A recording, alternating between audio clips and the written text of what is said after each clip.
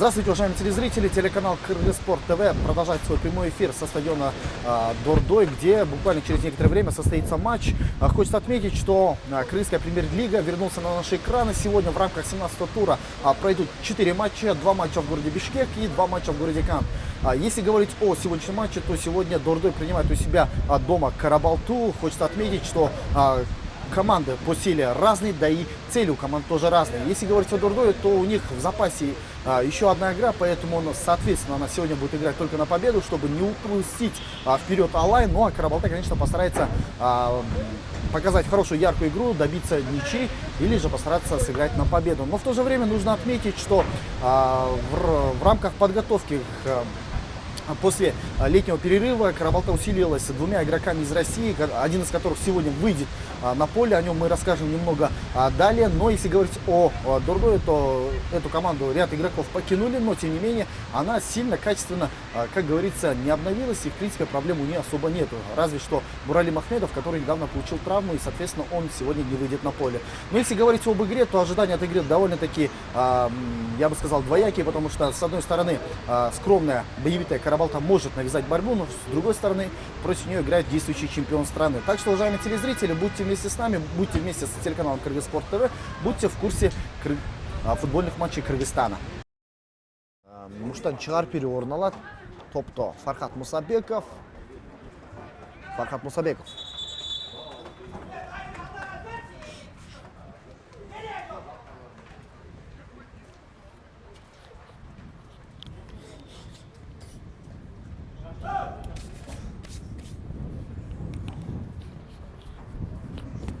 Дайыр Абдылдаев учурда түшүндүрүштөрүн жүргүзүүдө, оюнчулардын ортосунда арасында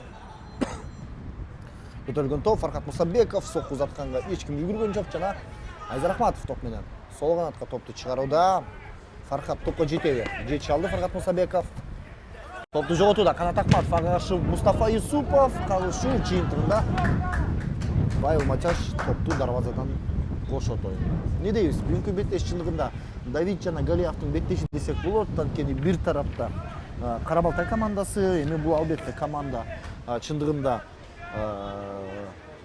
чоң деле бир чоң жетишкендиктерди көрсөтө элек өз тарыхында жогорку лигада, бирок ошентсе дагы топ командаларга каршы күчтүү оюн көрсөтүүгө даяр чындыгында. Буга чейин биз бир нече жолу көргөнбүз мындай беттештерди Карабалтанын аткаруусунда. Андыктан Дордой кандай күчтүү команда болбосун, ал кооптонушу керек.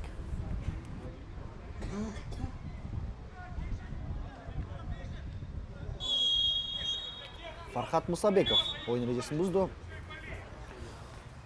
Жаныш Куренкеевке каршы жыйынтыгында Карабалта командасы стандарт кабылдан топту оюнга кошот.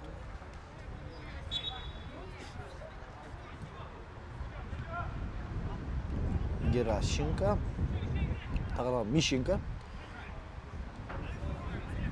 Узденов, Мустафа Юсупов, Бекжан Сагынбаев сол канат аркылуу кайрадан чабуулга чыгууда. Сол канаттан ага каршылык көрсөткөн эч ким жок. Эми болсо Бекжан Сагынбаев оюнга кириш керек. Жарым бөлүккө жакшы жок.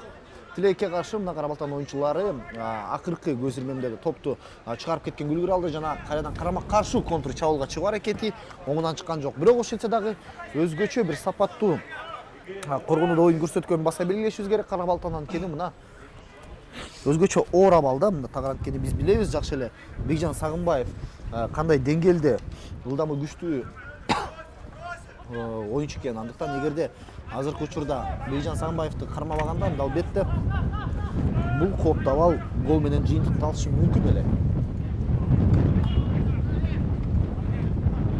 Топ менен учурда аут абалынан Канат Ахматов топту оюнга кошот кайрадан.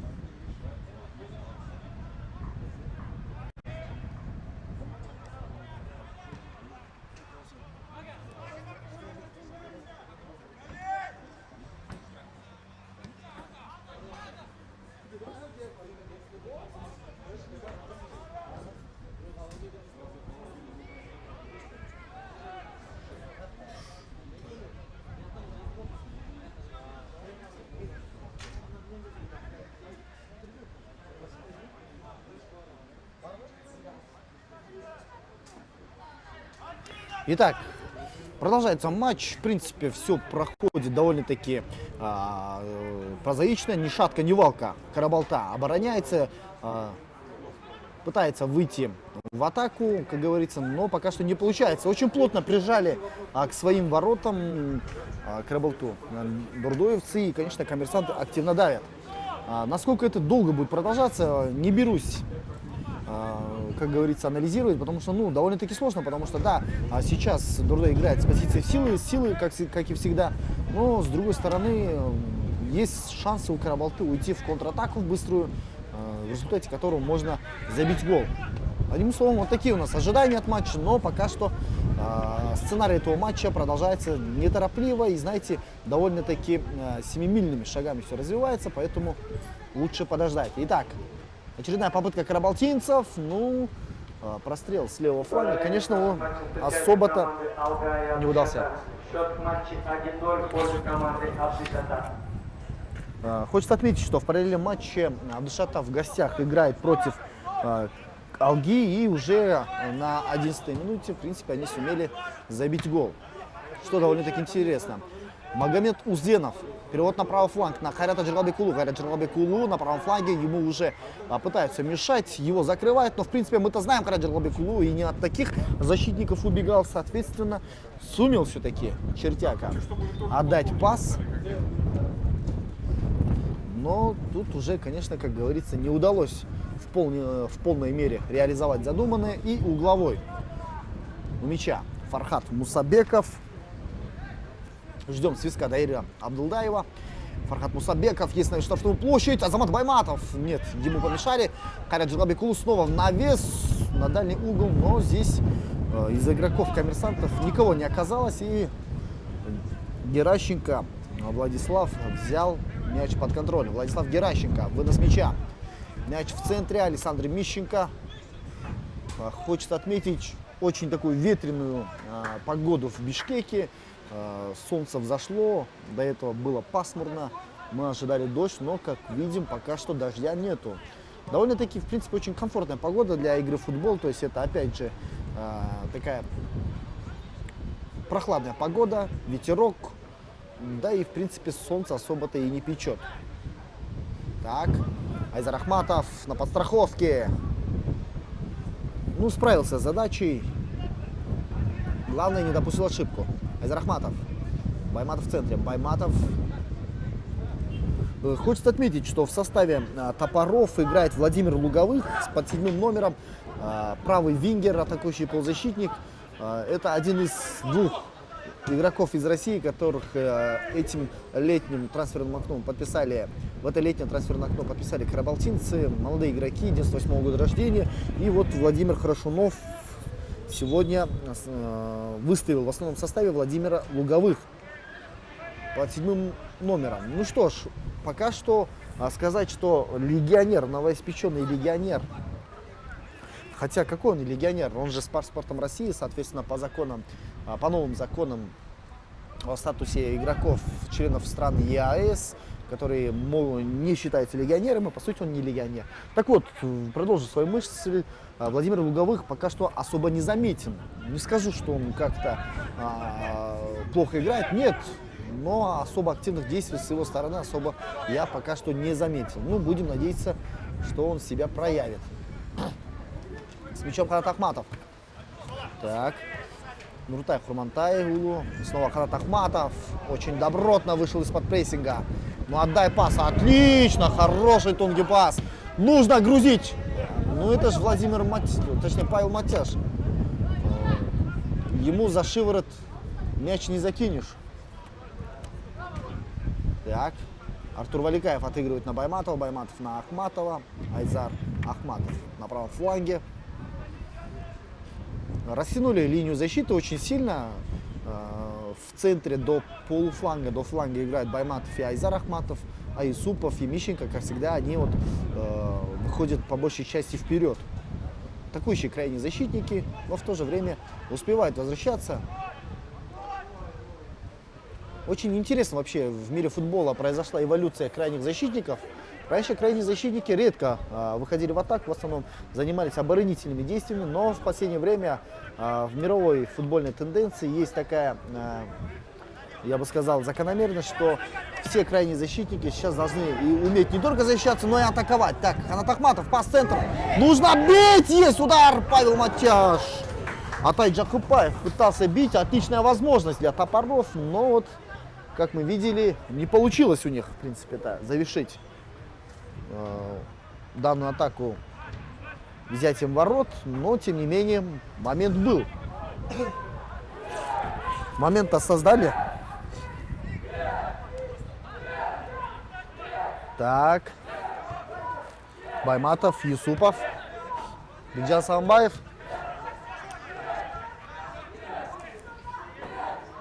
Юсупов, Валикаев.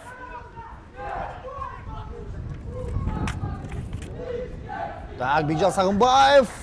Некому бить. Некому бить.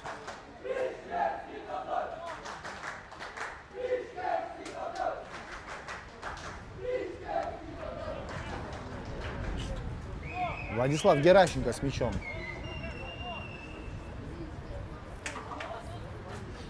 Ну что ж, карабалтинцы огрызаются. Это видно, это понятно. И чем же ответит Дурдой? Так, Юсупов на Павла Матяша. Павел Матяш. Так, с мячом.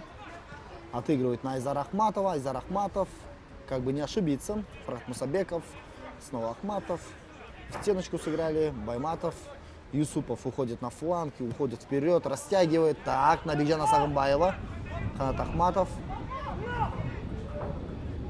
Так, корпусом закрыл мяч. В принципе, все правильно делал Канат Ахматов. И в итоге мяч у Владислава Геращенко. 18-я минута встречи. Так, на левом фланге Топоры пытаются здесь что-то придумать. Неплохо. Ушел от Фархата Мусабекова. Байматов корпусом оттеснил и закрыл. Все в рамках правил. Все в рамках правил. Не было никаких нарушений. Байматов, он опытный защитник, он опытный игрок. Знает, как поступать правильно в таких ситуациях. Потому что, ну, самое важное качество у защитников — это, конечно, опыт. Именно опыт игрока не позволяет ему совершать ошибки. А позиция защитника — это такая позиция, где ошибка чревата пропущенными мячами. Соответственно, помимо физических и технических данных, качеств, большую роль у защитников играет, конечно же, опыт. Так, снова пытались здесь прорваться по центру карабалтинцы, и чуть ли у них не получилось. Так, Узденов, нужно доигрывать. Узденов, ты что делаешь? Так, по центру нужно бить! Удар есть, но не скажу, что это было точно. Так, потасовочка у нас между игроками. Это Магомед Узденов и Румантай Улун Нуртай. Ребята, успокойтесь.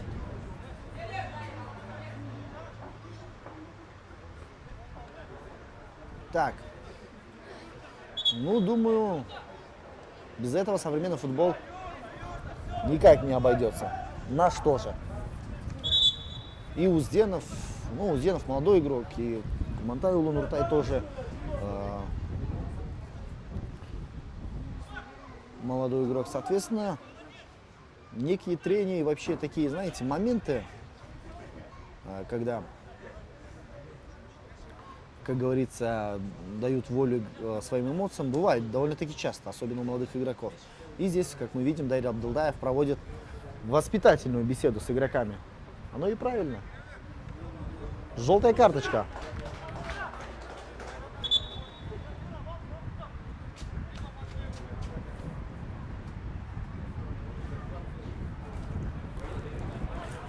Все правильно. Нужно наказывать, пресекать такие моменты. Это все-таки футбол. Да, не спорю, в футболе бывает тоже эмоции, ну, как бы, это тоже очень такой, знаете, довольно-таки агрессивный вид спорта. Ну, агрессивный в хорошем смысле, то есть, где есть дух соперничества, то есть элемент соперничества, всегда будут эмоции, какие-то недопонимания, трения, соответственно, нам данная ситуация довольно-таки понятная. Тем временем, угловой у ворот коммерсантов. Топоры имеют отличную возможность здесь. Итак,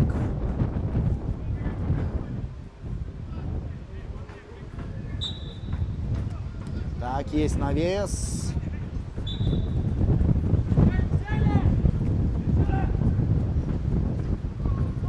Павел Матяш. Пас направо. Фарат Мусабеков на Мищенко. Мищенко. Снова Мусабеков. Валикаев рядом. Нет, решил через Мищенко играть. Снова Мусабеков. Валикаев.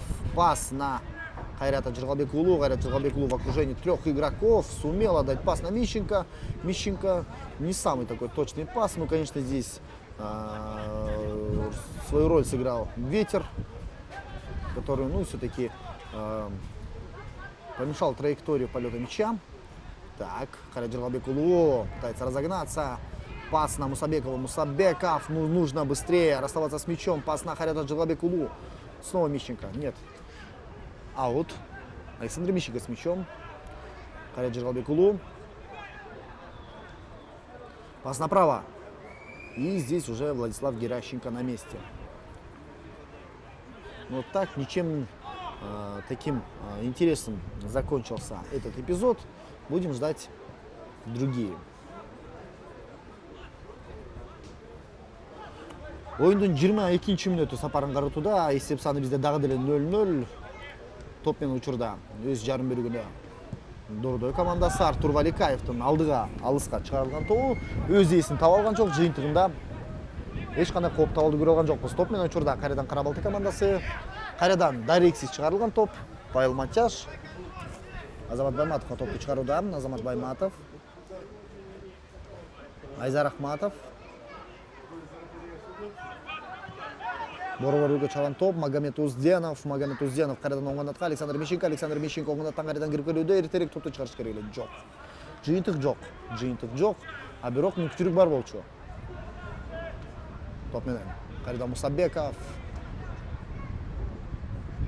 Бүгүнкү оюнда чындыгында ушу коргонуу бөлүгүндөгү оюн жүргүзүп жаткан Азамат Байматов жана Айзар Ахматов Дордой командасында жумушу көп болууда. Өтө жогору жайгашкан коргонуу бөлүгү чындыгында ушундай бир көрүнүштөргө алып келет. А бирок ошол эле кезде жарым бөлүктөгү Мусабеков, Валикаев, Кайрат алар албетте жарандашканга үлгүрбөй жатат. Муну да көп биз байкоодобуз. Андыктан суроо жаралууда. Мындай көрүнүш качанга чейин уланат. Оюн эрежеси бузулду. Жыйынтыгында стандарт кабалдар топто оюнга Кара Балта командасы кошот. Топто Канат Акматов,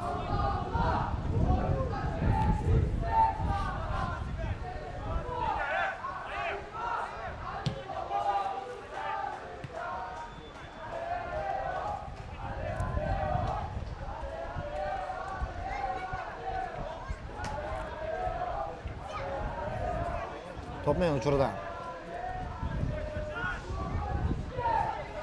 Павел Матяш, Азамат Байматов, Артур Валикаев катачылыкка жол берди. Атай Жакыпбаев, Атай Жакыпбаев топту өз карамагына алууда. Катачылык Магомед Узденов, Бекжан Сагынбаев кайрадан катачылык. Магомед Узденов алдыны көздөй. Фархат Мусабеков сол канаттан кирип келүүдө, жарым бөлүккө кирүүдө, тагыра айпайынчага топ чыгарган топ сокку. Жана гол! Бекжан Сагынбаев. Кандай кереметтүү сокку. Кандай идеалдуу түрдө чыгарылган топ Фархат Мусабековдун аткаруусунда. Өзү топту сактады, токтоду, эки жакты байкап туруп. Борбор бөлүктө жүргөн, айпайынчада жүргөн Бекжан Сагынбаевга топту чыгарып берген. Жана ушул айпайынчанын ичинен сокку узаткан Бекжан Сагынбаев эч бир кыйынчылыксыз эсеп сан ачалды. Эсеп саны бизде 1-0.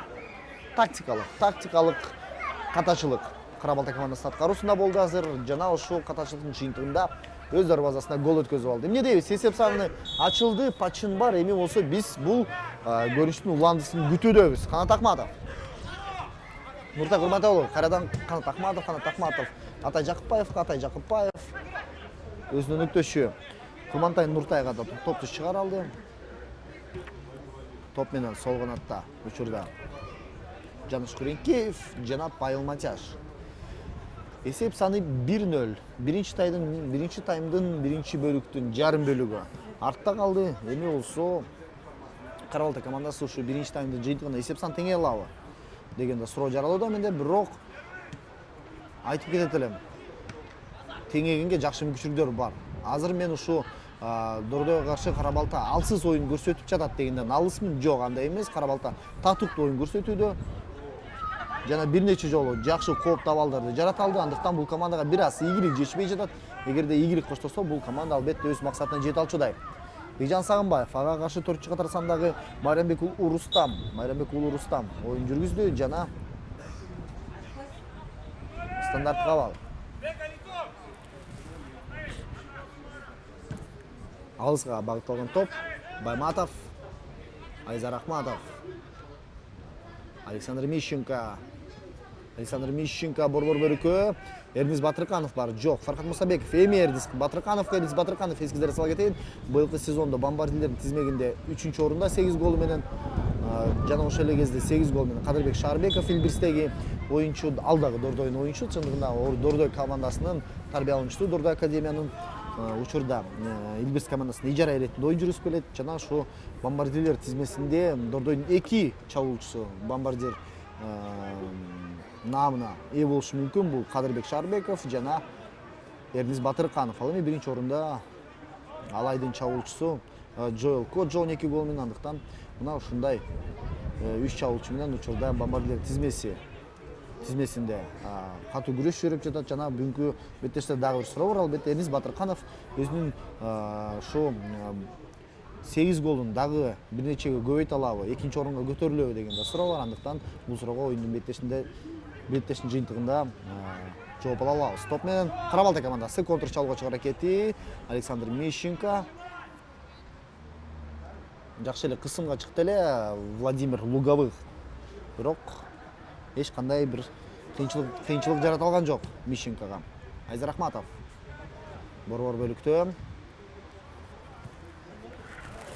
Дагы бир нерсени айткым келип жатат, урматтуу телекөрүүчүлөр. Ушу беттеш алдында мен ушу Дордой спорт комплексинде Ахлидин Исраиловго жолуктум. Ахлидин Исраилов учурда Кыргызстанга учуп келгенин дагы баса белгилеп айтып өтөйүн. Анткени биз билебиз, ал жакында ушу Малайзия командасына өткөнүн биз жакшы билебиз. Эми Малайзия лигасында сезон жыйынтыкталып, Ахмедин Исраилов мына учурда Кыргызстанга кайтып келген. Учурда Дордой командасы менен машыгып жаткан учуру. Эмне себептен машыгып жатат деген да суроо болсо, эсиңизге сала кетейин. 5-сентябрь күнү Кыргызстан Тажикстан беттеши болот. 2022 дүйнө чемпионаты тандоо туру алкагында тайпалык беттеш болмокчу. Биринчи беттеш Тажикстанда өткөзөбүз Душанбеде. Дал ушу беттеш алдында бизде учурда машыгуу процесси орун алат. Курама командасынын ошо машыгууга даярдануу иретинде Ахмедин Исраилов Малайзиядагы сезон соңуна чыккан соң келип, учурда Дордой менен машыгып, өз формасын, өз кабыл жоготпош үчүн дагы даярданып жаткан учуру. Андыктан Ахмедин Исраиловго да ийгилик каалап кетмекчибиз.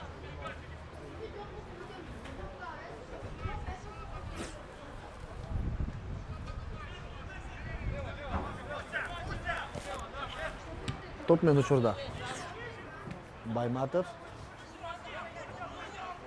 Мына ушундай бизде жаңылыктар. Эсиңизге сала кетейин, 5-сентябрда Душанбеде беттеш орун алат. Тажикстан курама командасына конокто ойнойбуз. Албетте бул оюн өтө бир оор беттеш болот десем жаңылган болбойм. Анткени чындыгында Тажикстан биз үчүн өзгөчө бир принципиалдуу каршылаш. Биздин командадагы Тажикстан курама командасы үчүн дагы өзгөчө принципиалдуу каршылаш. Ошондуктан бул беттеш өзгөчө мааниге. Андыктан биз албетте чыдамсыздык менен күтөбүз ушул беттешти. Көптөн бери биз ушу жолдоштук беттештен сырткары мындай турнирдеги расмий беттештерди көрө элекпиз. Андыктан ушу курама командабыздын футболуна, оюнуна сусап турган биздин көрөрмандар албетте чыдамсыздык менен күтүүдө. Канат Акматов кандай мыкты чабуул аракети, учурда Атай Жакыпбаевдин аракети. Буштан чыгарып берүү орун алат. Жакшы аракет. Эгерде ушундай үмүттүү оюнду улантсам да, Кара Балтай командасы албетте жакшы бир көрүштөргө ээ болушу мүмкүн. Андыктан аракеттениш керек. Топко Владимир Луговых келди. Эсиңизге сала кетейин, Владимир Луговых ушу жайкы трансфердик кампанияда ошо Кара Балтай командасына кошулган. Андыктан бул оюнчуну байкайбыз, күтүп аткан учурубуз. Андан сырткары Александр Мерзляков жана Борис Маркелов сыяктуу оюнчулар дагы бар. Бүгүнкү беттешке чыкчу. Андыктан бул оюнчулардан биз кандайдыр бир сапаттуу оюнду күтүп жаткан чагыбыз. Тагырагы мен. Анткени эми Орусиядан 2 оюнчу келген Кара Балтай командасына, 2 жаш оюнчу. Алардын бирөөсү мына Владимир Луговых оюн жүргүзүп жатат. Жана азырынча бул оюнчу жаман же жакшы бир кандайдыр пикир менде калтырган жок. Азырынча айтышоор эч кандай бир укмуш оюн көрө алган жокмун, бирок ошентсе деле эч кандай бир катачылык деле көрө алган жокмун. Кайрат Чалбек уулу оң канатта борбор бир картка чыгарылган топ. Мусабековдун соккусу. Оңунан чыккан жок бул сокку. Кайрадан эми алдыны көздөй чыгарылган топ борбор бөлүктөн Владимир Луговых жаңадан кошулган, командага кошулган оюнчу. Эми бул пас албетте чындыгында сапатсыз. Топ менен кайрадан Кара Балтай командасы сол канатка чыгарылган топ, сол канаттан учурда 30-кадыр сандагы 20 Талабек Уланбек үчүн күрөш. Талабек Уланбек топту жоготту дагы. Эми Александр Мищенко топту оюнга кошот. 32-мүнөт. Учурда өз сапарын каратууда. Эсеп саны дагы деле 1-0 бизде. Александр Мищенко, Кайрат Жыргалбек уулуга, кайрадан Мищенко. Топ үчүн Эрдиз Батырканов күрөштү. Магомед Узденов, Байматов, Мустафа Юсупов.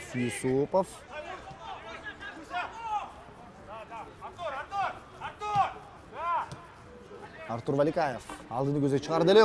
Бекжан Сагынбаев мыкты деңгээлде каршылашын жазгырып өтө алды, бирок сокку затканга үлгүргөн жок. Атай Жакыпбаев, Артур Валикаев.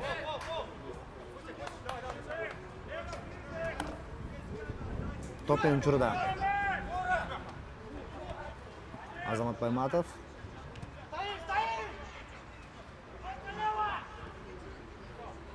Азамат Байматов.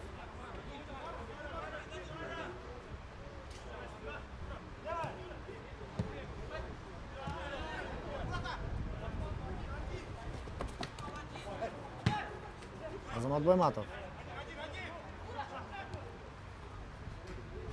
Кайрат Жыргалбек уулу.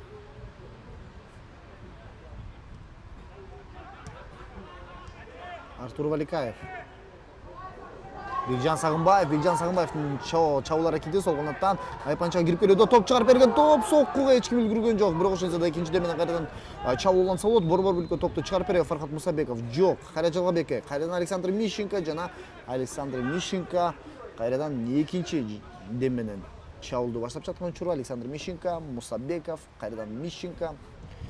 Азамат Байматов борбор бөлүк аркылуу жок, бай алмай жаш калтырды. Эми гана Байматовго топ жетти. Байматов, Узденов, кайрадан Байматов.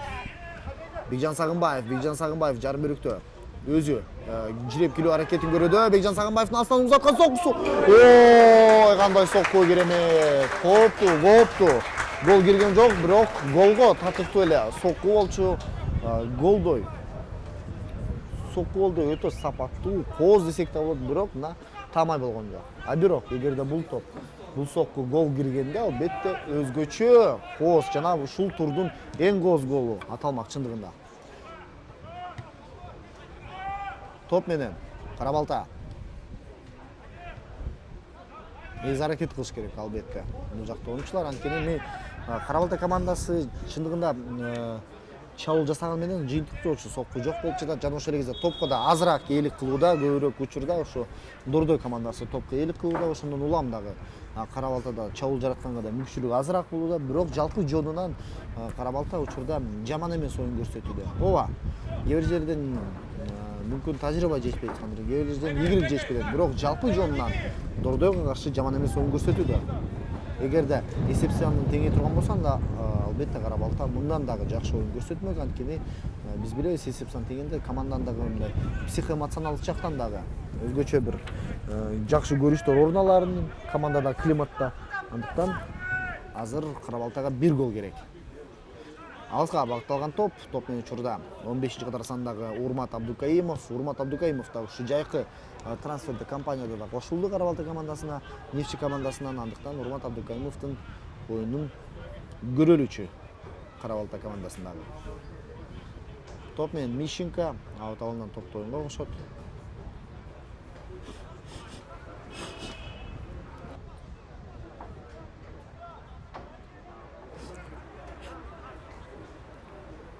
Кайрат Жалгабек уулу, Мищенко.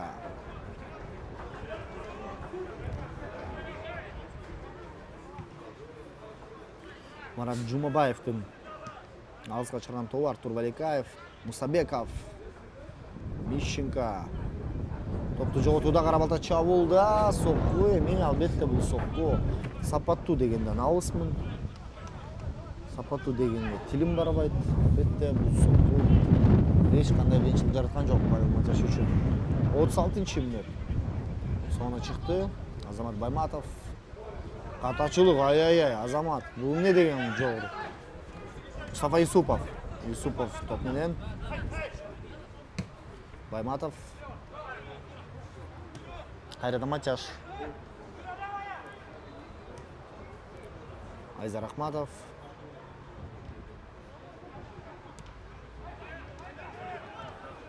Артур Валикаев.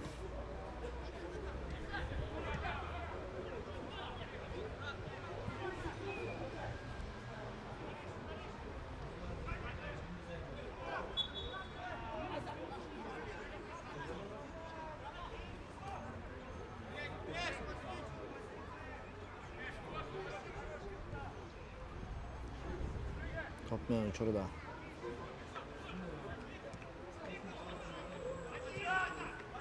Азамат Байматов.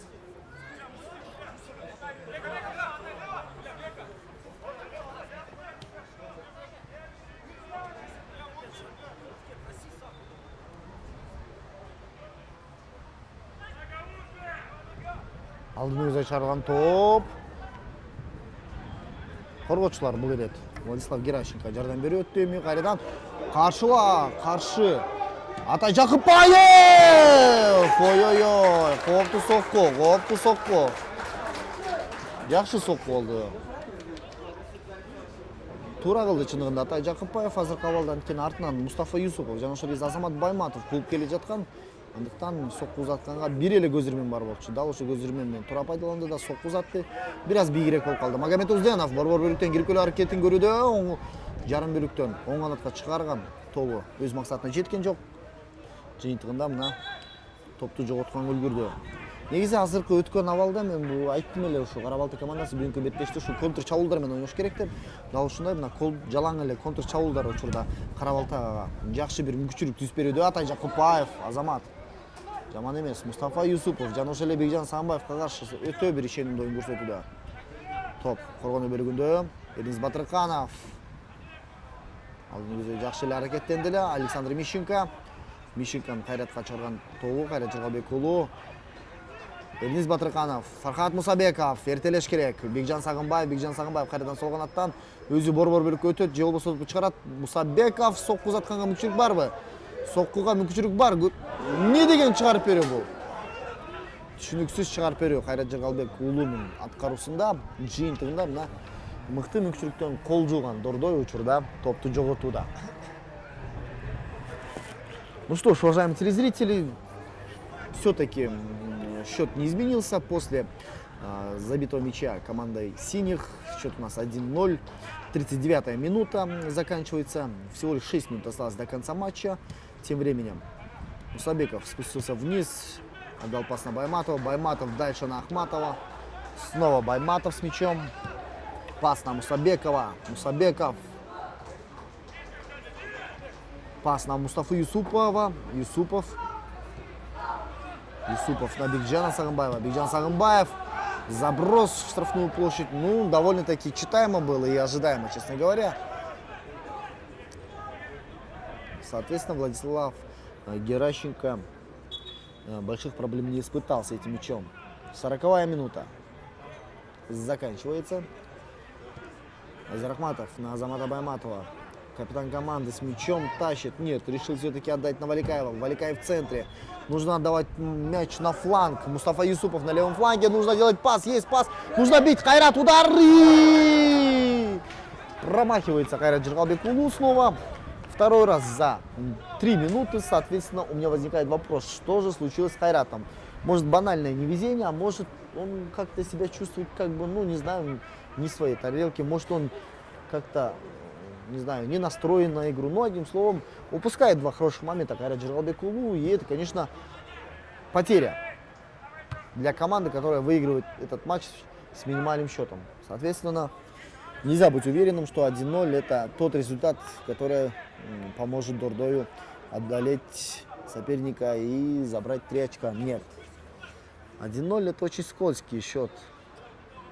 Соответственно, нужно играть, ну, знаете, играть с таким посылом, с такой целью, чтобы, ну, побеждать как минимум со счетом 2-0 или 3-0. Так что коммерсантам нужно быть поосторожнее. Кара Балта это не мальчик для битья, Кара Балта это добротная такая команда, молодая команда, да, но команда, я бы сказал, боевитая, с характером, который может при желании, как говорится, навязать борьбу. Соответственно, коммерсантам нужно быть поосторожнее с топорами. Так, пас на Мищенко, точнее, Кайрат Жыргалбек уулу с мячом. Эрнис Батырканов уже в штрафной площади ждет мяч, но вот, как мы видим, мяч не дошел до адресата. Мустафа Юсупов на опережении сыграл, выбил мяч подальше, и в итоге Владислав Геращенко будет вводить мяч в игру.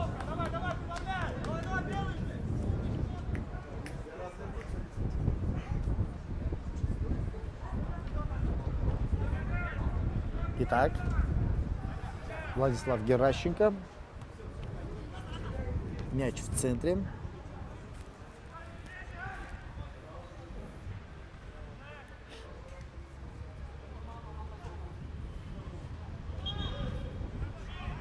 Нарушение правил против игрока Кара Балты.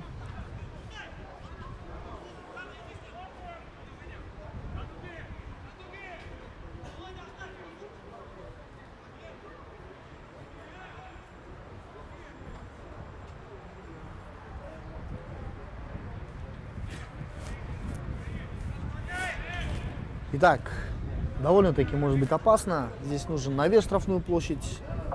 Желательно длинная передача. Так, есть длинная передача, но высоко.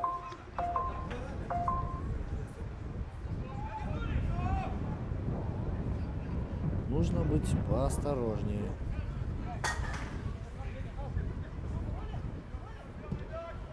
Так.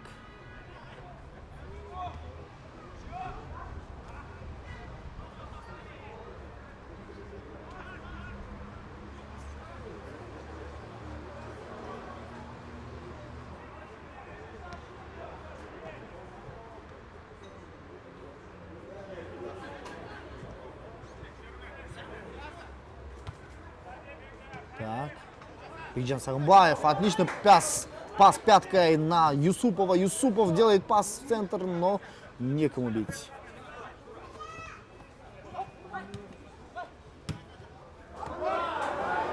Так.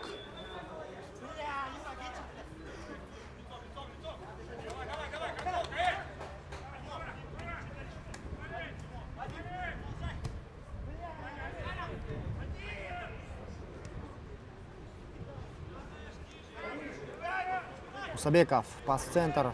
Магомед Узденов, в свою очередь, отдает пас направо. Мищенко. Мищенко делает прострел, но этот пас до адресата не дошел. С левого фланга пытается здесь Мустафа Юсупов что-то придумать. Сыграл на ближнего. Бигджан Сагымбаев в центр, но бить некому. Некому.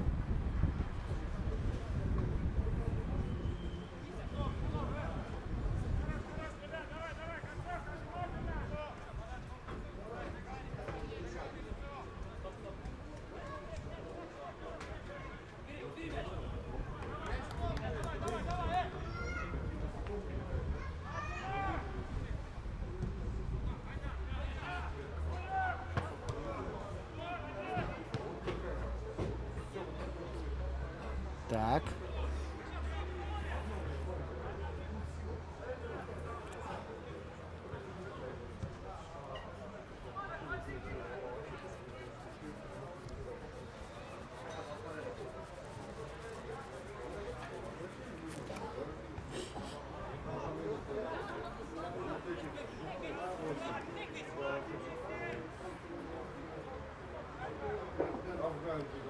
Закончилось основное время матча.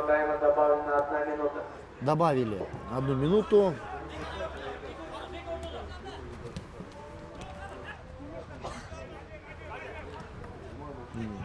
Резервный арбитр добавил 1 минуту. Ждем, конечно, мы результат первого тайма. С мячом Рабалта, вынос мяча. Здесь подключается Айзар Ахматов. Неплохо блокирует корпусом. Но не хватает немножко, я бы сказал, мощности. Так, заброс на Атай Джакупаев. Атай Джакупаев, офсайд.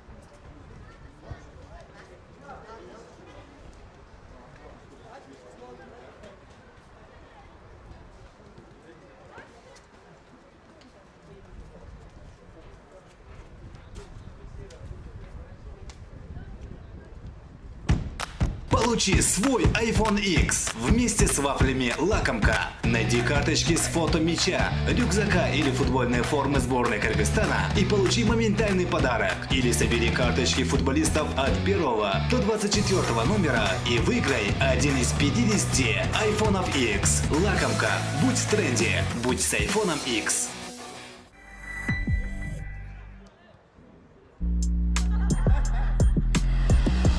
Нитро, пробуди свою энергию. Кто-то скажет, кем мне нужно быть. Я сделаю лучше.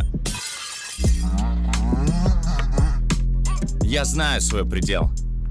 Выше, выше, еще выше. Не ставьте мне рамки. Я с ними не соглашусь. Почему? Все дело в моей энергии. Нитро, пробуди свою энергию. Кто-то скажет, кем мне нужно быть. Я сделаю лучше.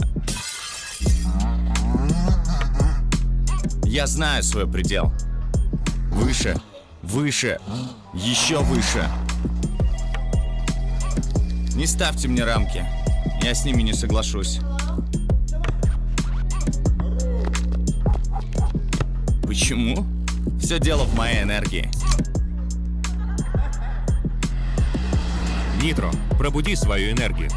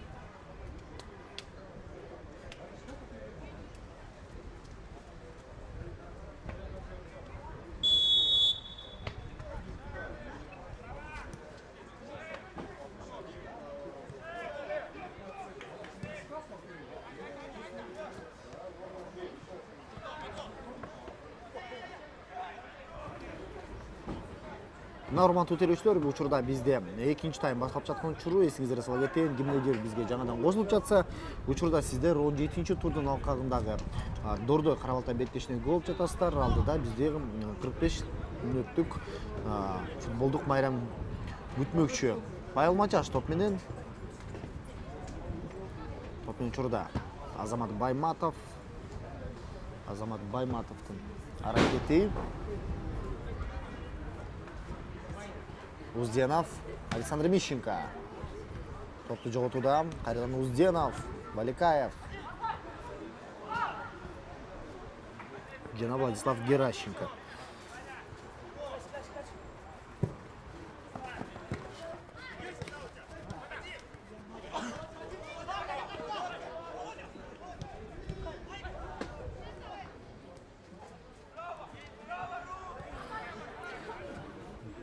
Келиңиздер, сиздерди курамдар менен тааныштырып өтөйүн. Андан соң биз беттеш тууралуу сөз улантмакчыбыз. Қарабалтай командасы 4-ші қатар санда Майрамбек Уулу Рустам, 7-ші Владимир Луговых, 9-ші Атай Жақыпбаев, 13-ші команда капитаны Қанат Ахматов, 15-ші Урмат Абдукаимов, 17-ші Жаныш Куренкеев, 20-ші Талабек Уламбек, 29-ші Айдаралы Күмішбеков, 30-ші Владислав Геращенко, 90-ші Нуртай Құрмантай Улу, 91-ші Марат Джумабаев. Башқы маштырушысы Владимир Хорошунов. Ал эми болсо Дордой командасы төмөнкүдөгү курам менен 3-чү катар санда Айзар Ахматов, 4-чү Мустафа Юсупов, 7-чү команда капитаны Азамат Байматов, 9-чү Бекжан Сагынбаев, 11-чү Кайрат Жыргалбек уулу, 21-чү Фархат Мусабеков, 25-чү Магомед Узденов, 30-чү дарвазачы Павел Матяш, 31-чү Александр Мищенко, 44-чү Артур Валикаев жана 77-чү Эрдис Батырканов. Башкы маштыруучусу Александр Крестинин. Учурда топ менен Дордой командасы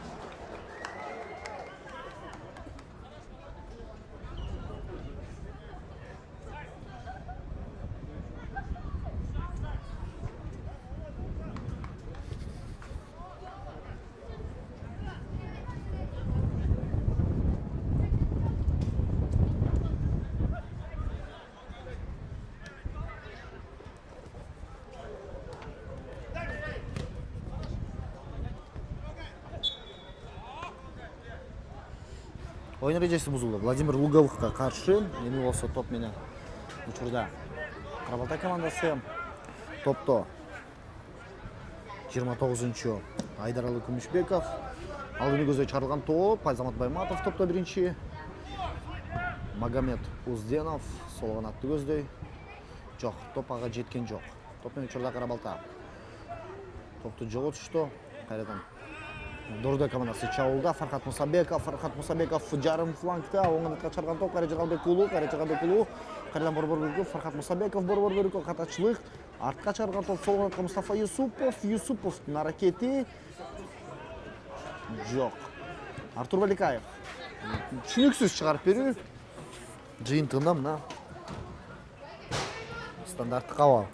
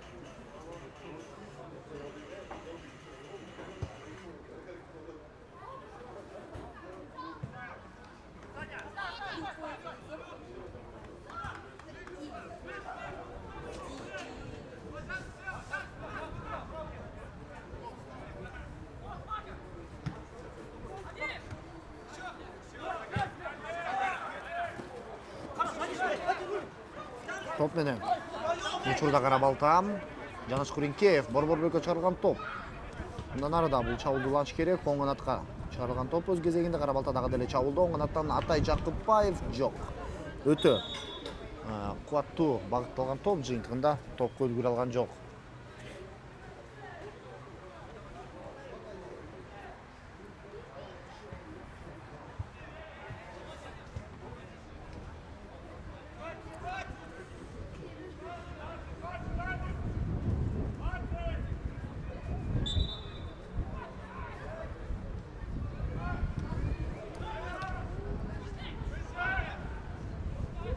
Жомарт Ахматов.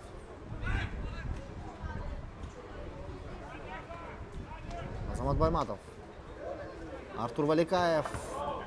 Кайрат Жорғабекулу. Кайрат Жорғабекулу өз қарамана топты алды да, бирок азырынча топты чыгарып берүүгө үлгүрө алган жок.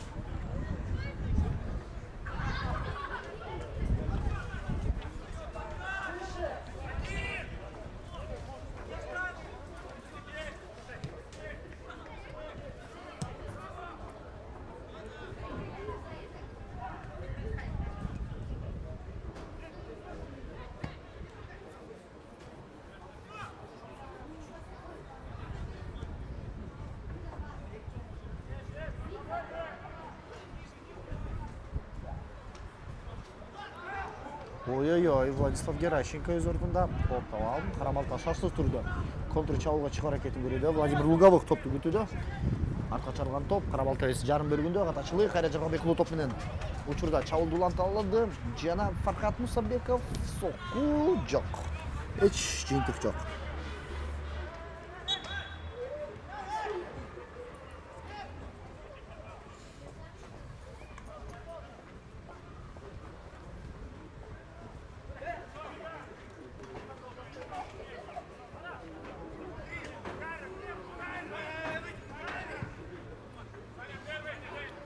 Мищенко. Нуртай Гурмантай.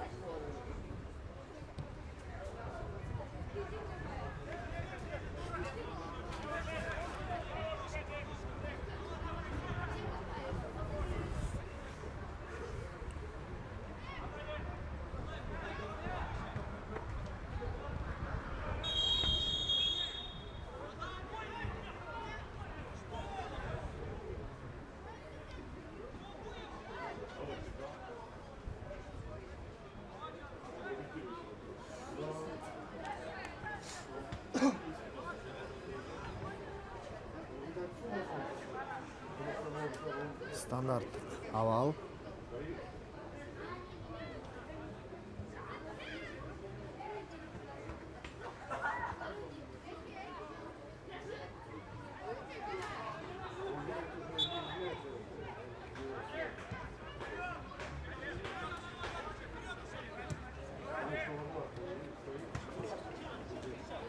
Топ менен учурда.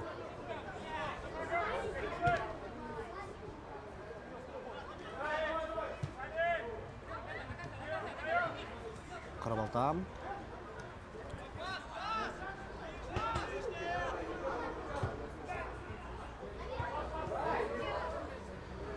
Бор бөлүккө. Чаран топ астан сокку рикошет. Мустафа Юсупов жаман эмес. Аракет жаман эмес. Бирок жыйынтык жок.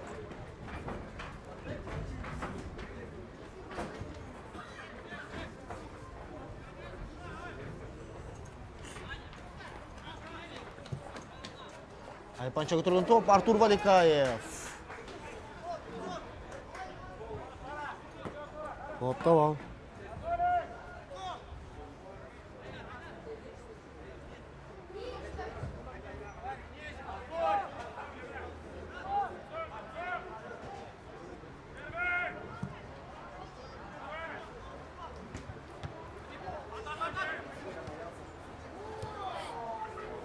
Кайрат Жорғабекулу оң канаттан. Борбор бөлүккө чарылган топ, бирок сокку эч ким билген жок. Артур Валикаев. Валикаев кайрадан Мустафа Юсуповго, Мустафа Юсупов сол канатты көздөй. Кайрадан Мусабеков, Юсупов.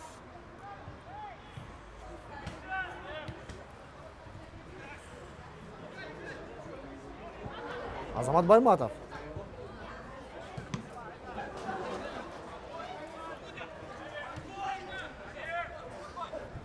Александр Мищенко. Артур Валикаев.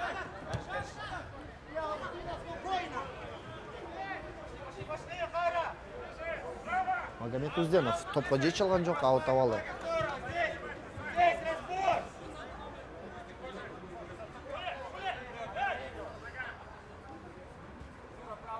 Ну что ж, уважаемые телезрители, счет у нас по-прежнему 1-0. Второй тайм начался очень так, знаете, медленно, я бы сказал, без особого динамичного атакующего футбола. Хочется отметить, что все-таки во втором тайме здесь ситуация складывается довольно-таки медленно. Так, будет ли гол? Опасный момент-то был, нужно бить. Хайрат Джаралбекулу с мячом. Ох, как повезло-то сейчас с топорам-то. Пас назад на Мищенко.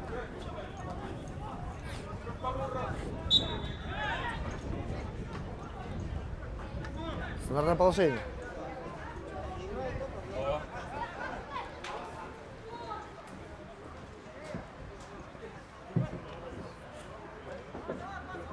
С мячом.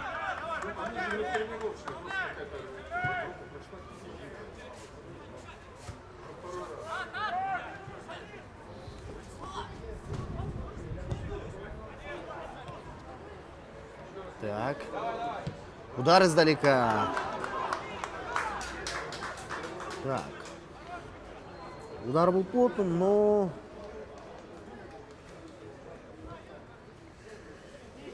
довольно-таки опасно, я бы сказал. Дают бить-то защитники Коммерсантов.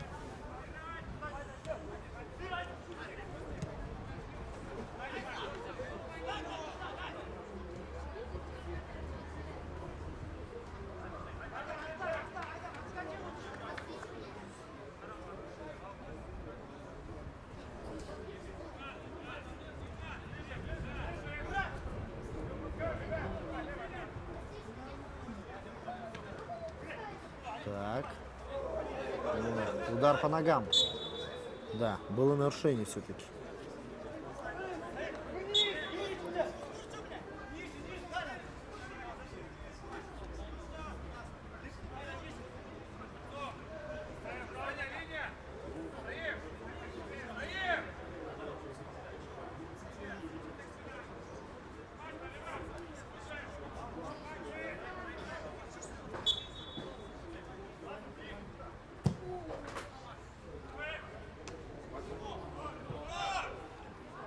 С мячом Нуртай Гурмантай.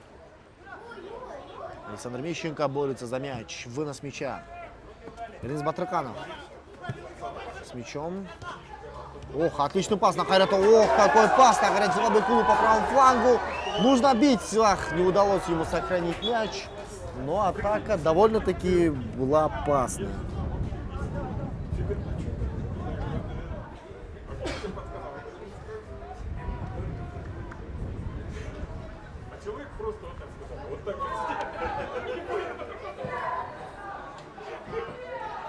Так. Бекжан Сагынбаев. Артур Валикаев. Потеря мяча. Канат Ахматов в центре с мячом. Капитан команды отдает пас дальше направо. Но здесь уже бить довольно-таки сложновато.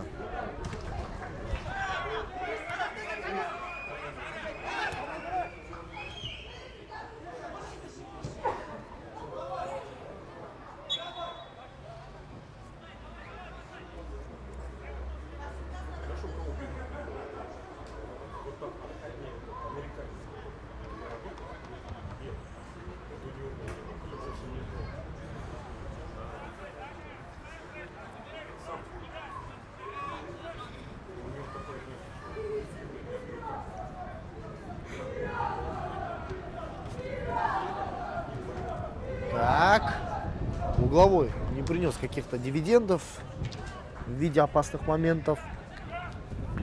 Соответственно, сейчас пока что мы не видим, чтобы Карабалта действовала как-то опасно. Но тем не менее мяч сохранили. Так, потеря мяча. Уже Коммерсанты стараются уйти в контратаку. Неточный пас, и все нарушено.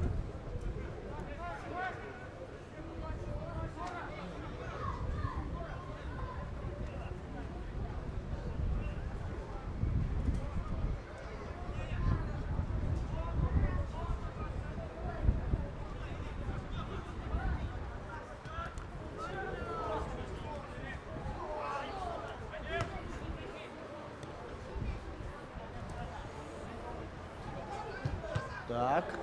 Попытка прострела не увенчалась успехом.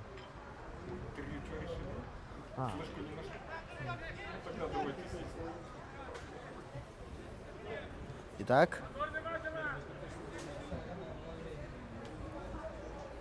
Угловой. Тем временем Фархат Мусабеков у мяча. Фархат Мусабеков будет навешивать. Есть навес штрафную площадь. Некому-то бить, да? Мустафа Юсупов снова забрасывает мяч. Артур Валикаев борется. Не зацепился-то. Попытка выноса мяча игроков Карабалты. Им почти удалось. Мищенко подключается. Айрат Чералбеклу. Мусабеков. Мищенко.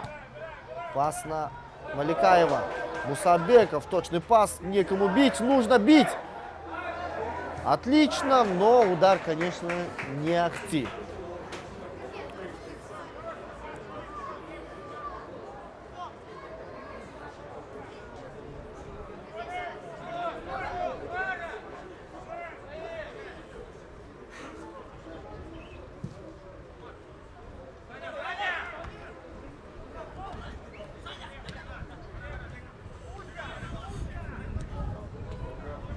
Пас налево.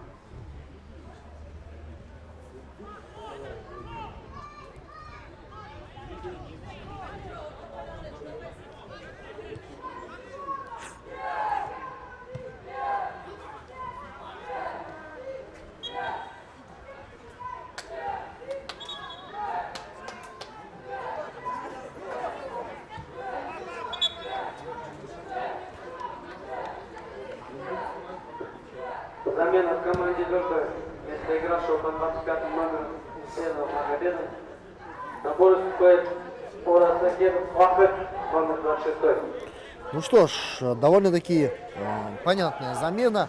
Вместо Магомеда Узденова, который играет в опорной зоне, вышел нападающий Вахид Орасахедов, туркменистанский нападающий, который в этом сезоне наколотил довольное количество мячей. Соответственно, Александр Крестин, конечно, недоволен с минимальным, точнее, с одним забитым мячом, соответственно, выпускает второго нападающего, ну, чтобы как-то упрочить свои позиции-то в этом матче.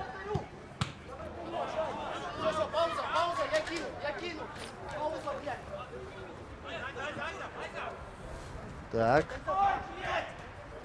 Айзар Ахматов, кажется, получил некую травму.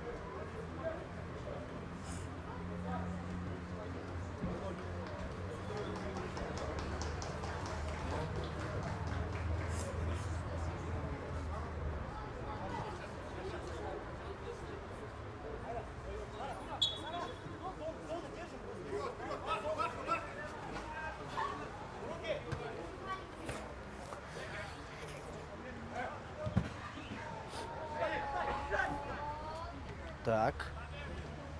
Борьба на втором этаже. Карабалта пытается здесь зацепиться за мяч, но пока что безрезультатно.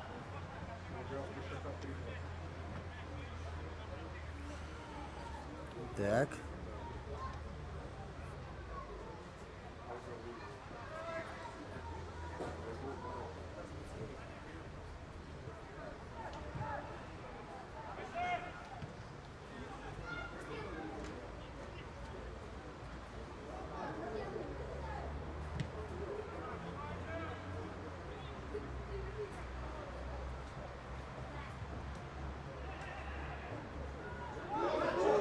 Опасный момент.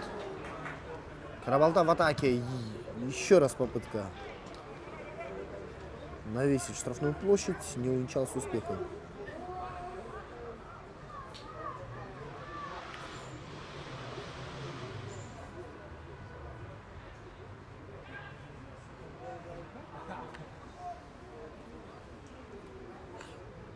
Так, аут с мячом. Карабалта. В параллельном матче Алга Абдышата. Счет 3-1 в пользу команды Алга.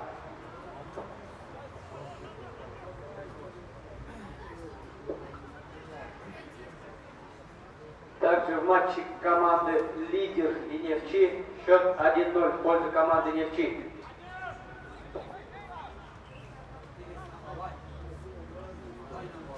Так, Денис Батырканов с мячом. Прострел в центр, нужно бить Хайрат Джигалбекулу. Удар, но высоко, высоко, не точно и сильно.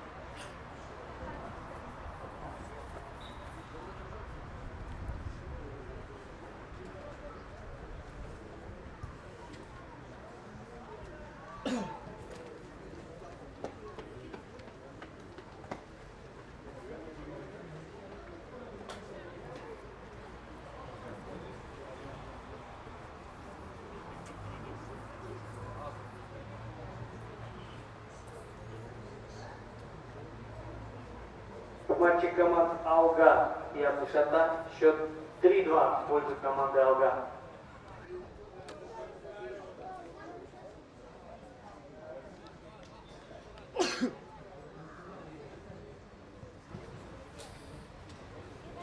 С мячом Владислав Геращенко. У нас некая пауза, 70-я минута встречи. У мяча Владислав Геращенко.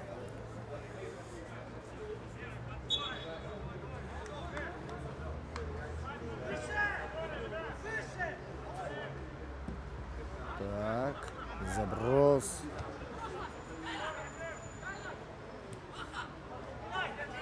Вахид Урастахедов. Хайрат Джигалбекулу. Некому отдать пас.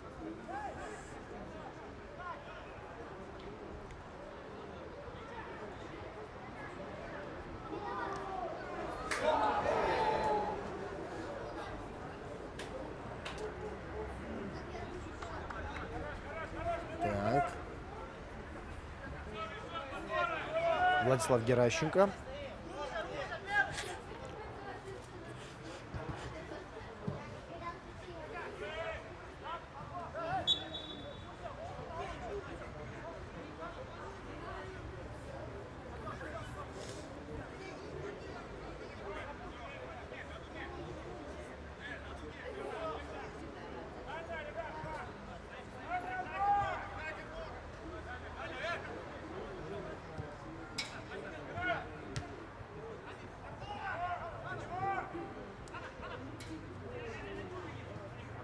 Так, Карабалта. Заброс на левый фланг. Владимир Луговых с мячом. Отдает пас налево. Ну, не точно, очень не точно.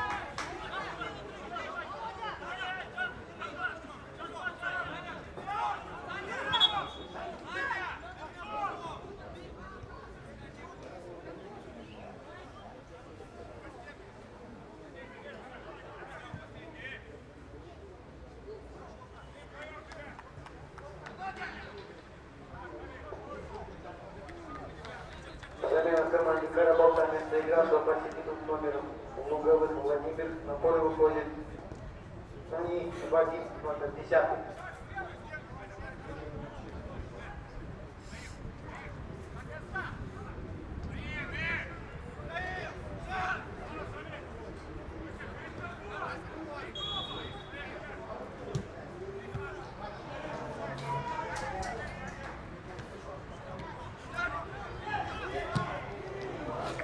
Ну, здесь, конечно, мяч срезался, было довольно-таки сложно пробить точно, но, тем не менее, момент упущен.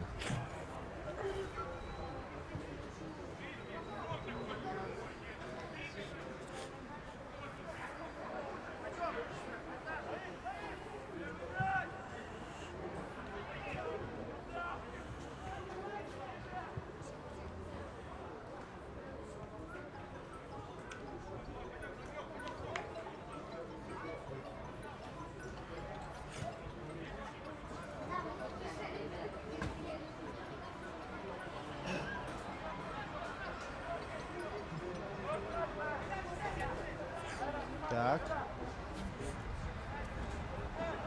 Должен быть навес. Так, есть навес, штрафную площадь. Удар высоко.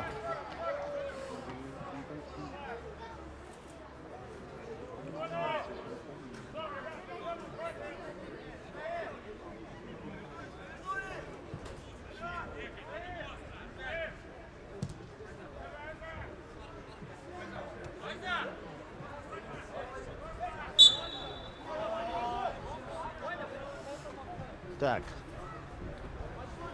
73-я минута встречи с мячом. Айзар Ахматов.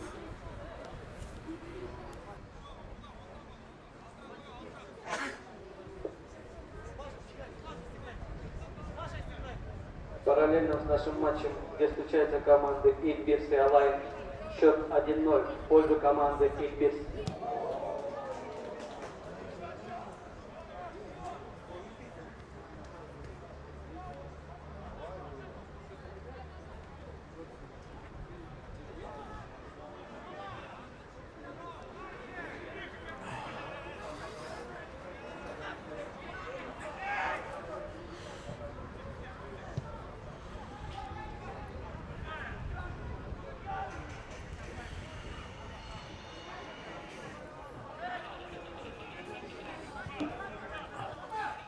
Так, навес штрафную навес вперед. Павел Монтяж на выходе играет.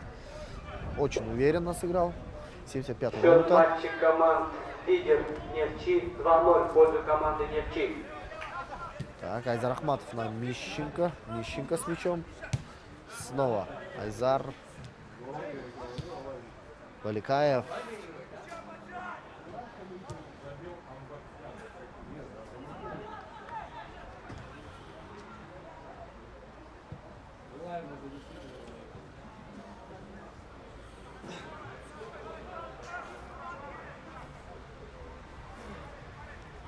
Так. Пас.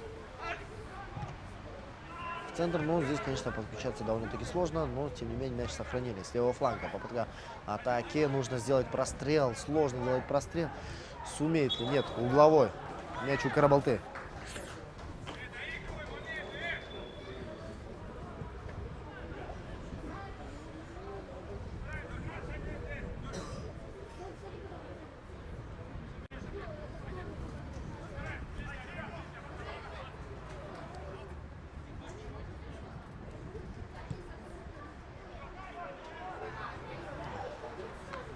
Так, попытка углового не увенчалась успехом. В итоге аут. Мяч у Бигдяна Сармаева.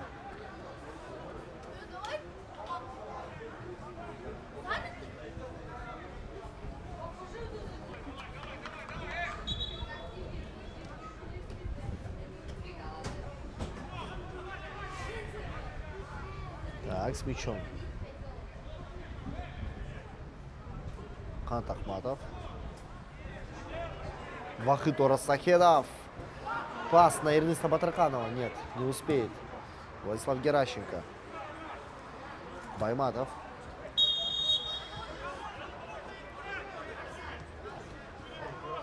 Артур Валикаев.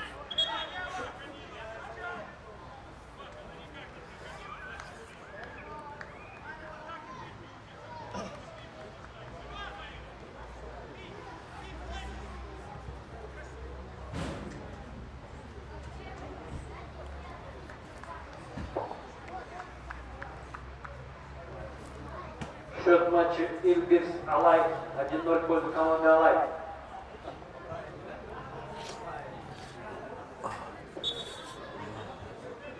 Замена в команде Дордой вместо игравшего под 21 номером Сабекова Фасада на поле ушел Ахмедов Муралимджон, номер 10. Ну что ж, замена в составе бишкекской команды. Вместо Фархата Мусабекова вышел 10-й номер Мурлимджон Ахмедов, у которого, кстати, была травма. Говорили, что он сегодня не выйдет на поле, но все-таки вышел на поле. Мищенко. Баликаев есть, наверное, штрафную, но Бигджан Сарымбаев не успевал за этим мячом. Ну, не самый точный пас был на него. Владислав Геращенко. Так.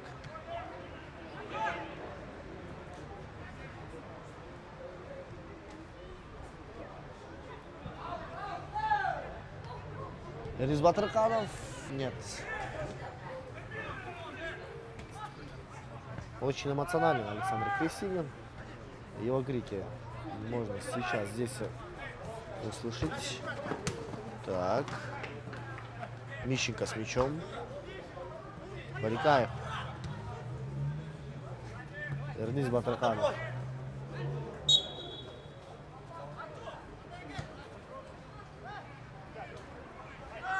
Кайрат с мячом. Александр Мищенко. Баликаев.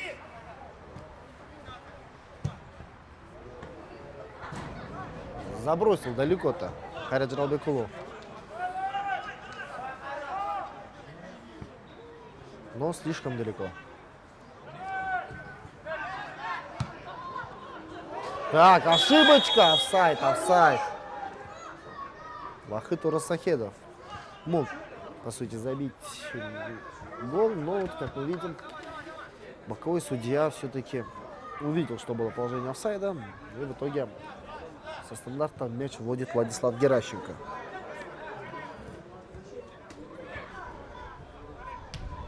Так. Атахматов.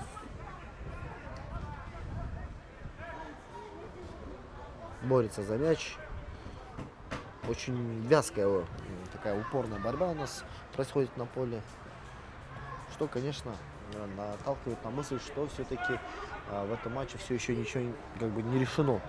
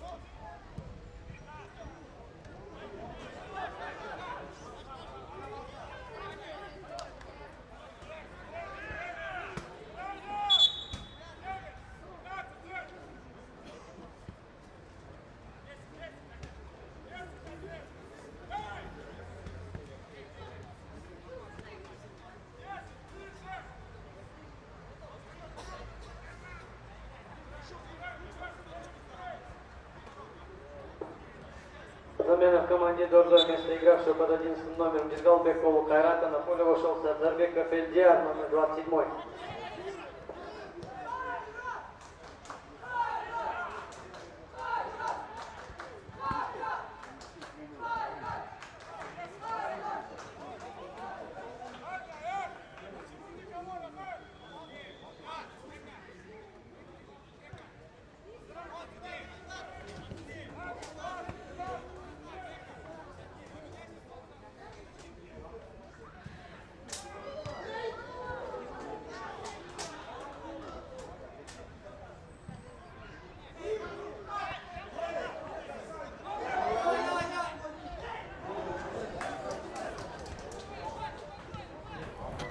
Итак,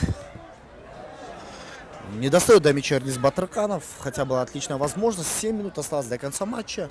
И встает такой закономерный вопрос, может ли Карабалта сравнять счет и спасти этот матч.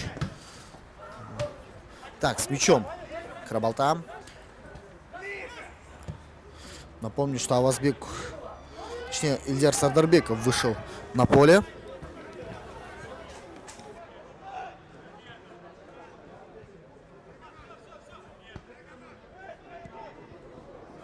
Итак, заброс в штрафную площадь. Борется за мяч Ильдар Сардарбеков, но безуспешно. Был аут или нет? Точнее, угловой. Был угловой или нет?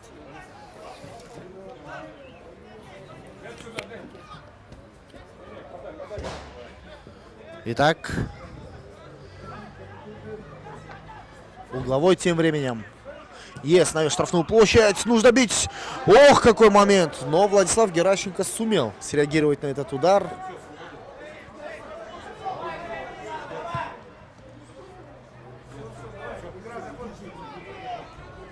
Итак, Мустафа Юсупов будет подавать из аута.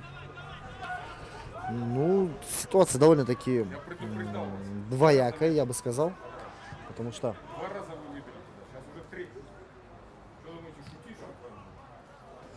можно было, в принципе, постараться здесь побороться за мяч.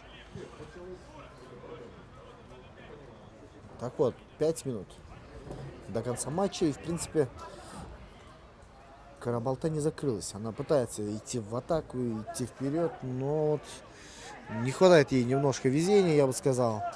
Не хватает вот завершающего удара. Так. Неплохая попытка-то, а? Карабалта в атаке. Сумеет ли, успеет ли? Да, успел, но нужно бить уже. Поздновато удар. Палматяш, угловой. Очередной угловой у ворот коммерсантов и желтая карточка Азамату Байматову. Скорее всего, за толчок.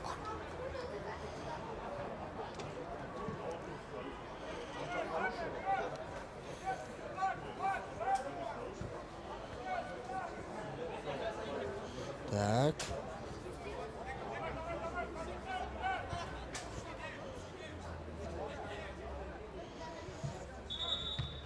Навес. Так, без свистка. Повторный угловой будет. Без свистка Дайра Абдулдаева сейчас навесили карабалтинцы. Одна из таких хороших возможностей для топоров, для карабалтинцев. Так. Навес штрафную площадь. Нужно бить. Некому бить. Ну, Куренкеев, ну, Джаныш, ну, нужно же было бить. Не смог он здесь совладать в ситуации, обработать мяч. Но в итоге мяч не потерян. Можно побороться. Общая неразберихи. В итоге в контратаку уходит Дордой. Но в последнюю очередь не успевает. Так, перехватили инициативу. Муралимджан Ахмедов офсайд. Ну, был офсайд. Да, конечно, был. Марат Джумабаев. Марат Джумабаев чем-то недоволен. Точнее, недоволен игрой Юсупова, который якобы сыграл грубо против него. Ну, не скажу, чисто игровой момент. Тот и тот пытался здесь забрать мяч, и, в принципе, это было оправдано, я считаю.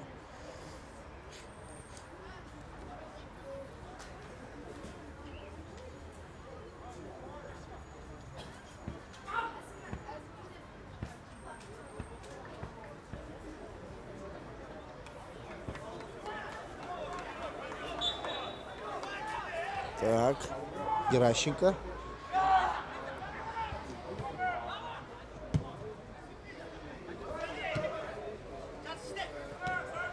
Ильдяр Сардарбеков. Мищенко. Заброс на левый фланг. Муралимджон успеет ли? Нет, не успел.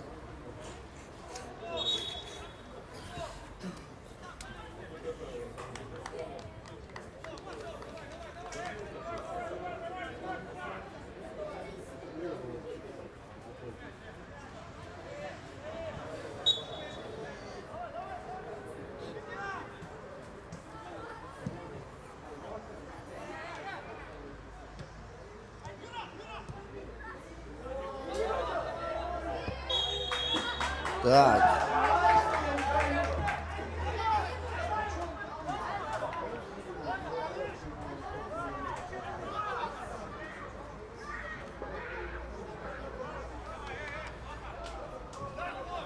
Пытается здесь Павел Матяш.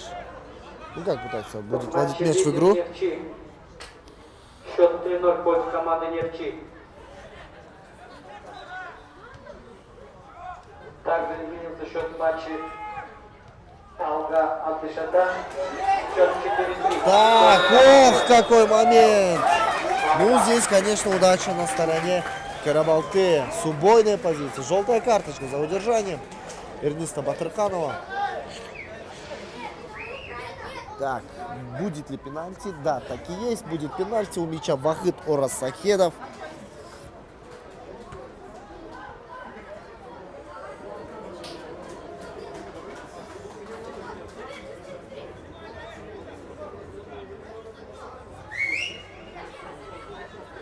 Так. Вахид Орас Сахедов у мяча. Против Владислава Геращенко. Кто же станет победителем?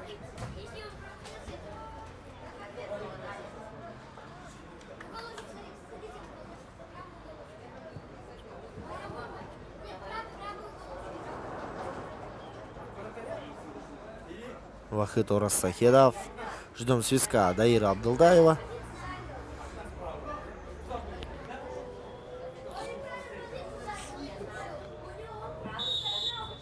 Даир Абдулдаев. Вахид Орас Сахедов. Удар. Ох, Владислав Геращенко отбил пенальти. Вот молодец. Неожиданно. Довольно-таки неожиданно. Муралимджон Ахмедов. Муралим Ахмедов не сумел отдать пас. До конца матча добавлено 5 минут. 5 минут добавили к игре. Так, Ильдар Сардарбеков. Мищенко. Айзар Ахматов. Так, рикошет. Байматов выносит мяч. Эрнис Батырханов на втором этаже борется. Пас на Вахида, пас на Эльдиара. Успеет ли Эльдиар? Да, успел. Нет, не успел.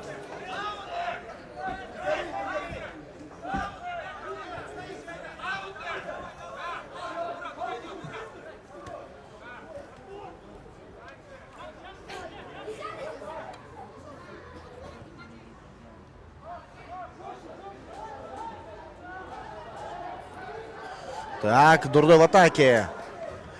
Югян Сагамбаев с мячом. Югян Сагамбаев отдает пас назад. Валикаев. Пас направо. Мищенко. Мищенко на Муралима. Муралим Ахмедов. Пас на Вахита. Вахид с мячом. Пас на Муралима. Снова на Вахита. Вахид замешкался. Нужно было отдавать пас. Пытается пробить. Ох, это, конечно, было больно. Очень жесткое столкновение. Будем надеяться, обойдется без травм.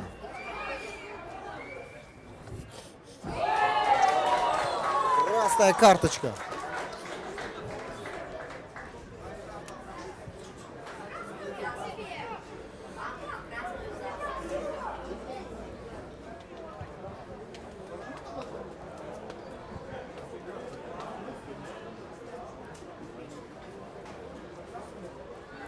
Так, кажется, травма.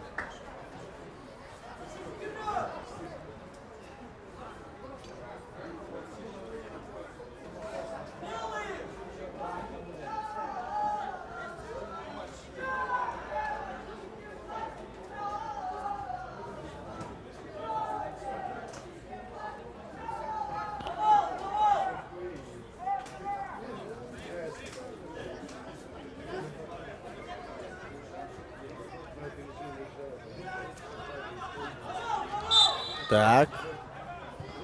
Пас направо.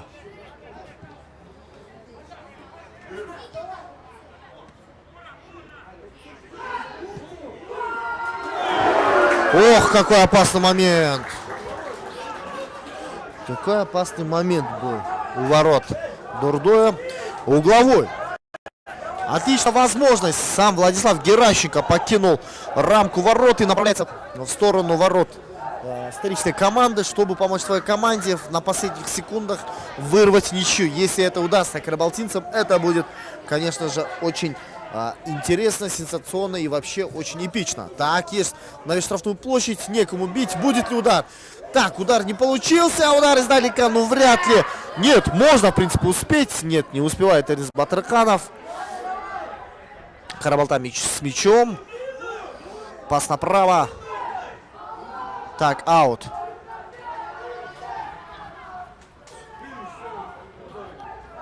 С мячом. Карабалта.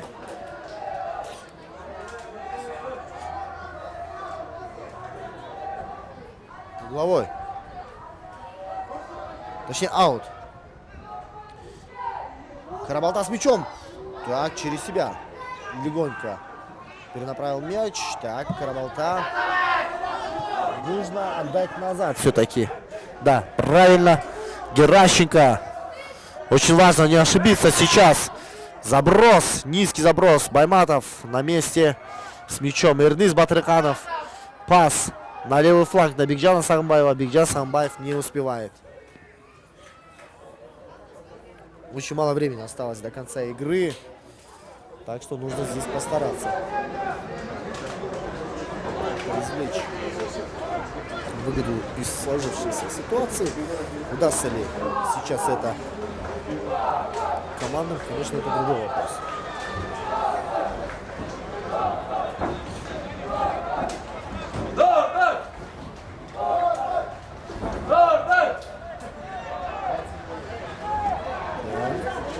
Артур Валикаев.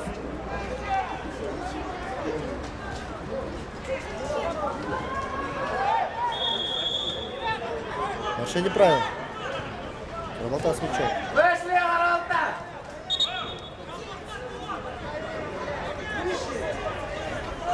Карабалта с мячом.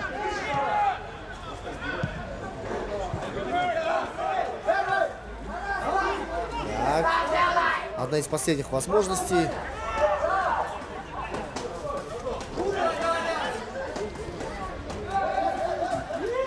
Так, должен быть удар. Есть удар. Павел Матяш выручает. Угловой. Угловой. У ворот коммерсантов. Ну, конечно, карабалтинцы борются до конца. Вот это характер, я понимаю. Это и есть воля к победе. Снова Владислав Геращенко прибежал в штрафную площадь столичной команды. Удастся ли топорам-то сейчас сравнять счет? Так, есть. Угловой навес. Ох, было опасно. Нужно бить. Сложно бить, очень сложно бить в общей суматохе. Но, тем не менее-то, шанс был. Все, уважаемые телезрители, завершается игра со счетом 1-0. Ну, что могу сказать? Игра довольно-таки сложная была. Очень богатая на борьбу, богатая на опасные моменты. Но голов мы, к сожалению, много не увидели. Увидели один забитый мяч. Это, конечно, немного, но, тем не менее, это что-то. Ну что ж, уважаемые телезрители, мы с вами завершаем свой эфир. Но отмечу, что в скором времени, после короткой паузы, у нас будет интервью с тренерами команд. Соответственно, мы с вами прощаемся. Впереди у нас интервью. С вами все это время был я, Илья Тимирланов. Увидимся, услышимся на полях Кыргызстана. Пока-пока. Владислав, скажите, после летнего перерыва это вторая игра команды Карабалты. Здесь сегодня было как-то уже по-другому, в отличие от первой игры. И как вы оцениваете результат этой игры? Что получилось, что нет? Ну, хочу поблагодарить, во-первых, партнеров своих. Хочу сказать, что сегодня выложились все. Вот, все, кто был на поле, все, кто даже сидел на замене. Видно было, что подошли, скажем так, как в боевом настрое, я считаю, что дали бой Дордою. Как бы то ни было, Дордой все равно считается таким клубом у нас, который лидирует. в нашем чемпионате, скажем так, в нашей стране представлять на международном классе. Я хочу им сказать спасибо, что дали бой именно этой команде сегодня. Вот скажите, вам нередко сегодня приходилось выручать свою команду. Вот, ваши личные впечатления, вообще мнение вообще об игре защиты вашей команды? Ну, защитники выкладывались. Видно было, что да, где-то, может быть, не получалось у нас, где-то, может быть, не успевали. Но в то же время, скажем так, вырывали каждый метр. Я считаю, сегодня с моей стороны, конечно, есть претензии партнерам, но опять же, спасибо им, что выкладывались, что показали характер. Зачастую обороной руководит вратарь, голкипер, то есть это обязанность, по сути. Как вы оцениваете вообще оборонительные действия вашей команды? Потому что, мы знаем, что Дордой это агрессивная команда, которая играет с позиции силы. В полной ли мере удалось обороне вашей команды сдержать натиск этого? Ну, старались ребята. Да, конечно, были проходы, были такие полумоменты, моменты, скажем так. Но я считаю, что старались все-таки. Не знаю, мое личное мнение, что все-таки сдержали. Как могли, на зубах прорывались, вырывали, но все-таки сдержали. Конечно, могли и забить, если честно, были моменты, полумоменты. Надо было решать в нападении, может быть, все было по-другому. Ага. И последний вопрос. Этот момент, конечно, с пенальти. Ваше личное противостояние с Вахитом Раздахедовым. Вы как? То есть большинство вратарей, мы знаем, при пенальти прыгают наугад. Вот вообще можете как-то комментировать свой отбитый пенальти? Но очень важно, кстати. Я понял, да, этот ваш вопрос. Ну, конечно, хотелось бы сказать, но давайте это будет мой маленький секрет, скажем так, оставлю, который, да, лично для меня это секрет. Но то, что выручил, да, хорошо. Дал, скажем так, дали сами себе надежду, что у нас было еще 5 минут после этого пенальти. И постарались, навалились, но не получилось забить, да, сегодня. После перерыва, понятно, многие команды сейчас снова сыгрываются, да, то есть вот этот баланс внутри команды, но тем не менее сегодняшняя игра это не и сегодняшний результат, не тот результат, который ждут болельщики от Дордоя. То есть играли против Карабалты, и счет 1-0. Вот как вы оцениваете вообще результат игры и удалось ли выполнить вашим подопечным поставленную задачу? Во-первых, я хотел вас поправить результатом. Мы довольны. И это тот результат, то есть победа, которую ждут команда Дордоя, а качество игры, да, у нас, конечно, не удовлетворило. И сегодня очень много дали возможностей команде Карабалты проявить себя. Они проявили себя с самой лучшей стороны, они играли сегодня здорово. Мы совсем играли не так, как планировали. Конечно, мы будем разбирать свои ошибки. Сегодня было заметно, Дордой, как всегда, играл с позиции силы, но тем не менее, Карабалта часто уходила в контратаку. Будет ли нарекание вообще к защитникам Айзару Ахматову, Байматову, то есть ваши личные? Мы сядем внимательно, посмотрим игру, и команда играет в обороне, команда играет в атаке, а не какие-то отдельные защитники или полузащитники. Конечно, мы разберем, но сейчас по горячим следам рано что-то говорить. Хочется также отметить, что сегодня Рамиджан Ахмедов говорил, что он не выйдет, потом вышел. Вообще, что с ним случилось? Можете как-то прояснить ситуацию? У него есть небольшие вопросы по здоровью, поэтому мы не планировали его сегодня задействовать, но так как игра складывалась, пришлось выпускать. И с Вахитом Раздахедовым. Даете в последнее время Денису Батраканову играть чаще в основе, чем Вахиту. То есть с чем это связано вообще? У Вахита тоже были проблемы со здоровьем. Пока что на 90 минут не готов, но он подходит к этому состоянию. Поэтому, конечно, мы верим в Вахита, и здесь он получит свое игровое время полное, как только будет готов, потому что мы на него надеемся. Артур Валикаев и Магомед Узденов. Магомед, понятно, часто играет в последнее время. Артур Валикаев. Это такой вопрос такой. Довольны ли вы игрой Артура Валикаева? Да, доволен. Отлично. И последний вопрос. Что удалось вашей команде вообще сделать, а что не удалось? Чем вы довольны и недовольны? Конкретно. Мы довольны результатом, а опять же, как мы играли в обороне, я недоволен. Как мы играли в атаке, тоже это мало моментов было. Здесь большой вопрос. Сегодня мы провели, мягко говоря, не очень качественную игру.